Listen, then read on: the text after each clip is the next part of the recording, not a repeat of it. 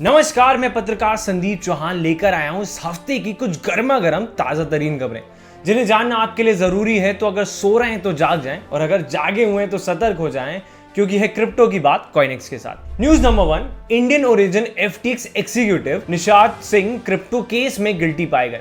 FTX का अपने users के फंड्स को गलत यूज करने और अपनी सिस्टर कंपनी एलामेडा रिसर्च को अपने यूजर्स के फंड लैंड करने के एलिगेशंस हैं, और जिसके चलते FTX के को फाउंडर सैम बैंकमैन-फ्रीड पर केस चल रहा है। अब इस केस में एक और नाम निकल के सामने आ रहा है, और ये नाम है इंडियन ओरिजिन के निषाद सिंह का, जो कि FTX में डायरेक्टर ऑफ इंजीनियरिंग थे। क्रिप्टो केस में गिल्टी पाए जाने के बाद उन्होंने एलिगेशंस को एक्सेप्ट करते हुए अब बैंकमैन-फ्रीड के अगेंस्ट इन्वेस्टिगेशन में फुल कॉर्पोरेट करने को कहा है। बता दूं कि FTX के पहले निषाद फेसबुक में एक सॉफ्टवेयर इंजीनियर थे और इसके बाद उन्होंने FTX ज्वाइन करा था। निषाद FTX के को-फाउंडर SBF के क्लोज सर्कल में आते हैं और उन्हीं के साथ बहामास में उनके लग्जरी पेंट हाउस में रहते थे। न्यूज नंबर 2, इंडिया अब अपने CBDC की ऑफलाइन फंक्शनैलिटी को एक्सप्लोर कर रहा है। इंडिया अपने CBDC ई-रूपी की ऑफलाइन फंक्शनैलिटी को एक्सप्लोर कर रहा है। इंडिया के डिजिटल करेंसी ई-रूपी का पायलट जोरों शोरों से चल रहा है। अभी तक होलसेल पायलट में ही लगभग $134 मिलियन वर्थ और 8 लाख ट्रांजैक्शंस हो चुके हैं। अब वो दिन दूर नहीं जब लोग फिजिकल कैश को भुलाकर ई-रूपी का यूज करना शुरू करेंगे। नवंबर 2022 में लॉन्च हुए इस पायलट में अभी तक 50,000 यूजर्स और 5,000 मर्चेंट्स रियल वर्ल्ड टेस्टिंग के लिए ऑनबोर्ड हो चुके हैं।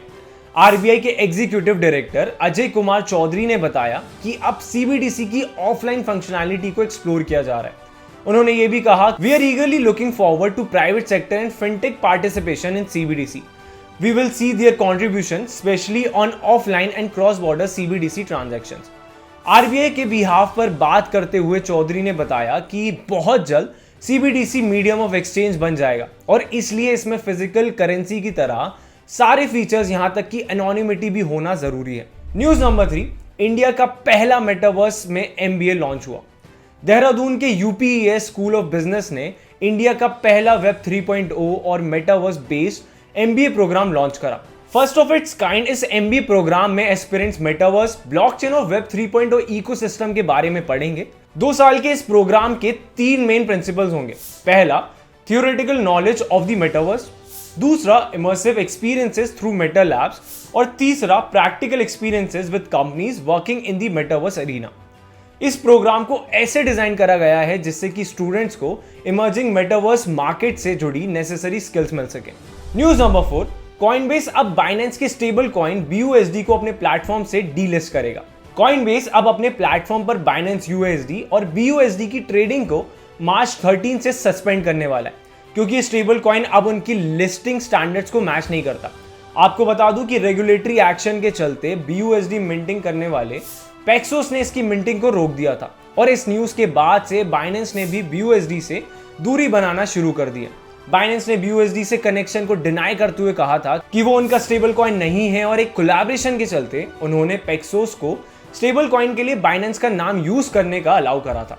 BUSD के बाद अब बाइनेंस ट्रू USD को सपोर्ट करते नजर आ रहा है, और रिसेंटली ही बाइनेंस ने $50 million worth of TUSD mint भी करा था। न्यूज नंबर 5, CBDC क्रिप्टो का अल्टरनेटिव है। RBI के एग्जीक्यूटिव डायरेक्टर अजय कुमार चौधरी ने CNBC TV18 के साथ हुए एक इंटरव्यू में ई-रूपी को लेकर एक बड़ी बात कह दी। उन्होंने कहा कि इंडिया की CBDC यानी कि ई-रूपी क्रिप्टो के अल्टरनेटिव का काम करेगी। इसके साथ उन्होंने ये भी कहा कि इसमें फिजिकल कैश जैसे ही सारे फीचर्स होंगे, यहां तक कि एनोनिमिटी भी। अब इसके बारे में आपको क्या लगता है? Do let me know in the comments. ये थी इस हफ्ते की टॉप क्रिप्टो न्यूज। अब मिलेंगे अगले हफ्ते, तब तक के लिए इस वीडियो को लाइक करें और चैनल को सब्सक्राइब करें।